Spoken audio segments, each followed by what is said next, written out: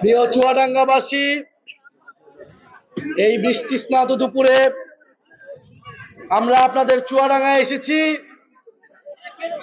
আমরা ঝড় বৃষ্টি সবকিছুকে উপেক্ষা করে আমরা আপনারা একসাথে এগিয়ে যাচ্ছি জুলাই পদযাত্রায়। প্রিয় চুয়াডাঙ্গাবাসী, আমরা 2024-এ আপনারা জানেন যে একটা রক্তক্ষয়ী গণ অভ্যুত্থানের মধ্য দিয়ে স্বৈরাচারী হাসিনা সরকারের পতন ঘটেছিল।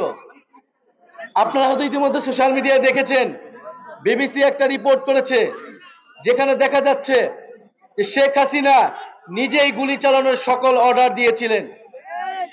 এই মারণাস্ত্র ব্যবহারের জন্য শেখ হাসিনা অর্ডার দিয়েছিলেন। এই সকল হত্যাকাণ্ডের জন্য এই খুনি হাসিনা এবং তার দল আওয়ামী লীগ দায়ী। এবং এই খুনি হাসিনা এখন ভারতে অবস্থানরত আছে। ভারত সরকার গণহত্যাকারী, সন্ত্রাসী, ফ্যাসিস্ট সংগঠনের নেতা কর্মীদের নিজ দেশে আশ্রয় দিয়েছে। এবং আমরা আরো দুঃখের সাথে বলতে চাই যে চুয়াডাঙ্গা সহ বাংলাদেশের সীমান্তবর্তী এলাকায় এই যে গত 54 বছর ধরেই সীমান্তে মানুষ হত্যা হচ্ছে, নিরপরাধ বাংলাদেশি মানুষদেরকে, কৃষকদেরকে হত্যা করা হচ্ছে। আমরা চুয়াডাঙ্গার দর্শনা উপজেলার এক কৃষকের কথা শুনতে পেলাম, 7 দিন আগে সীমান্তে তাকে হত্যা করা হয়েছিল, 7 দিন পরে তার লাশ ফেরত দিয়েছে।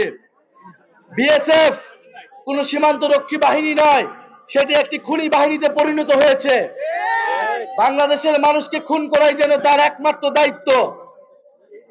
আমরা বলতে চাই, গত 54 বছর ধরে বাংলাদেশের মানুষজন, বাংলাদেশের জনগণ, বাংলাদেশের নাগরিকরা গোলামীর জীবন যাপন করতে হয়েছিল। তাদের মানবিক মর্যাদা, সার্বভৌমত্ব, স্বাধীনতা বারবার ক্ষুণ্ণ হয়েছে ভারতীয় আধিপত্যবাদ দ্বারা। সীমান্তে আমার মানুষকে খুন করা হয়েছে, আমাকে আমার পানির চুক্তি, পানির ন্যায্য হিস্সা দেওয়া হয়নি, এবং আমাকে রাজনৈতিকভাবে, অর্থনৈতিকভাবে, সাংস্কৃতিকভাবে বারবার অবদমন করা হয়েছে।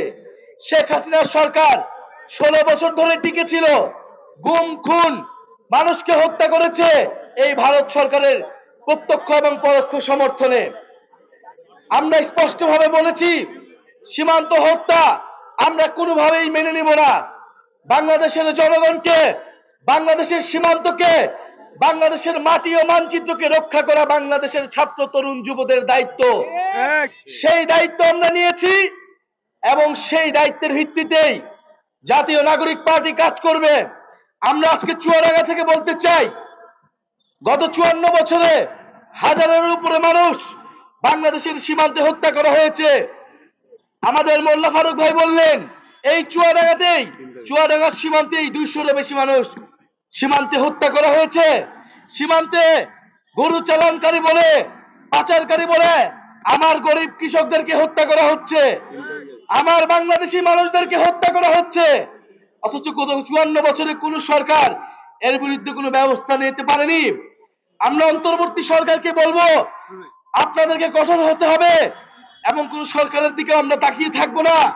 বাংলাদেশের জনগণ, বাংলাদেশের ছাত্র তরুণরা অবশ্যই তার সীমান্তকে, মানচিত্রকে, মানুষকে রক্ষা করার পবিত্র দায়িত্ব গ্রহণ করবে। চুয়াডাঙ্গাবাসী কি সেই দায়িত্ব গ্রহণ করবে? আমার সীমান্তের মানুষ হত্যাকে আমি মেনে নেব? আমার সীমান্তের কৃষক হত্যাকে কি আমি মেনে নেব? আমি কোনোভাবেই আমরা মেনে নেব না। ভারত যদি বাংলাদেশের সাথে সৌহার্দ্যমূলক সম্পর্ক চায়, সমতা, ন্যায্যতা এবং মর্যাদার ভিত্তিতেই সেই সম্পর্ক হতে হবে। বাংলাদেশি কেবল ভারতের উপর নির্ভর